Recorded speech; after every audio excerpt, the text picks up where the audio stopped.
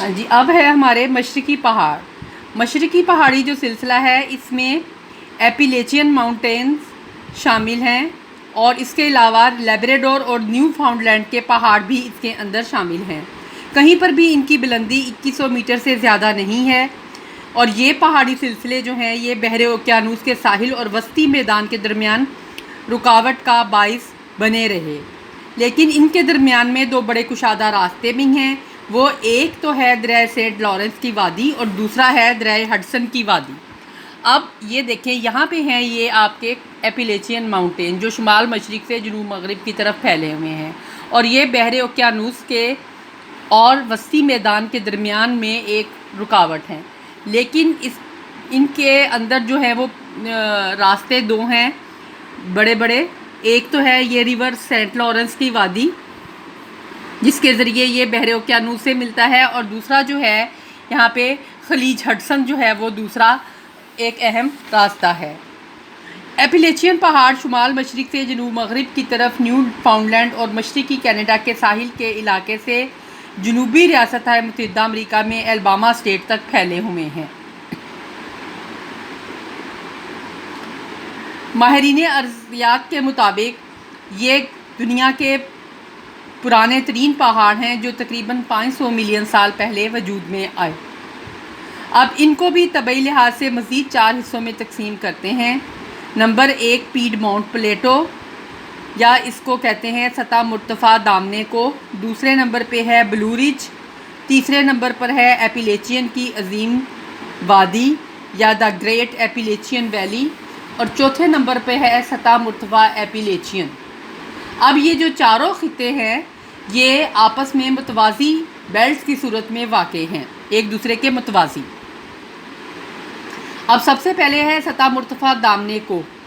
یہ کیا ہے؟ یہ ایک بلند سطح مرتفع ہے جو زیادہ تر وسطی اور جنوبی ایپیلیچین پہاڑوں کے مشرقی پہلو کے ساتھ واقع ہے، یعنی وسطی، یہ ادھر سے یہ پہاڑی سلسلے شروع ہوتے ہیں یہاں تک، یہ وسطی اور جنوبی پہاڑوں کے مشرق میں جو ہے یہ واقع ہے، اور اس کا مشرقی جو کنارہ ہے یا مشرقی جو سائیڈ ہے وہ اسکارپمنٹ یا کھڑی ڈھلوان ہے، اور جہاں مشرق کی طرف بہنے والے دریا آبشاریں بناتے ہوئے ساحلی میدان میں اترتے ہیں۔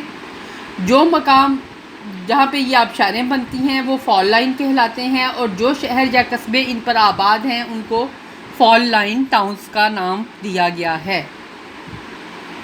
دوسرے نمبر پر ہے بلو رج۔ اب یہ سطح مرتفع پیڈ ماؤنٹ کے مغرب کی طرف کھڑی ڈھلان کی صورت میں 1200 میٹر کی بلندی تک پھیلی ہوئی ہے۔ یہ ایک غیر مسلسل پہاڑی سلسلہ ہے جو 1280 کلومیٹر تک پھیل گیا ہے۔ پھر اس کے بعد ہے ایپیلیچین کی عظیم وادی اور متوازی۔ یہ جو ایپیلیچین کی عظیم وادی ہے یہ مشرقی پہاڑوں کی تیسری پٹی ہے۔ لیک چیمپلین اس وسیم وادی کے شمالی حصے میں واقع ہے، اور جنوبی حصے میں اس کے کئی دریاؤں کی گزرگاہیں جو ہیں وہ واقع ہیں۔ اس کے بعد ہے سطح مرتفع ایپیلیچین۔ یہ سطح مرتفع وادی عظیم سے کھڑی ڈھلان کی صورت میں بلند ہوتی چلی گئی ہے، اور شمال میں ایلیگنی پلیٹو اور جنوب میں کمبرلینڈ کی پلیٹو جو ہے اس میں واقع ہے، اور یہ دونوں مل کر آخری مغربی پٹی بناتی ہیں۔ جنوب کی طرف سے شمال کی طرف ایپیلیچین کو ہم 3 حصوں میں تقسیم کرتے ہیں، یعنی جنوب سے شمال کی طرف جو ماؤنٹینز ایپیلیچین ہیں ان کو ہم مزید 3 حصوں میں تقسیم کرتے ہیں۔ سب سے پہلے ہے جنوبی حصہ۔ اس حصے میں 2 متوازی بیلٹ ہیں، مشرقی بیلٹ کو پرانا ایپیلیچین اور مغربی بیلٹ کو نیو ایپیلیچین کہتے ہیں۔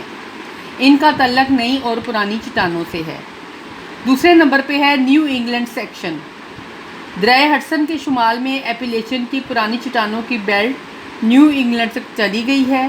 نیو انگلینڈ کا ایک بلند خطہ اپ لینڈ ایک سطح مرتفع کی شکل اختیار کر گیا ہے جس کی سمندر کی طرف معمولی ڈھلوان ہے۔ پھر اس کے بعد ہے ساحلی علاقہ۔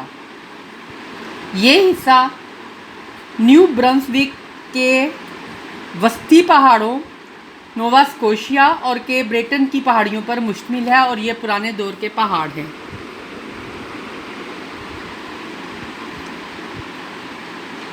اب کل ہم انشاءاللہ پڑھیں گے سطح مرتفع کینیڈا.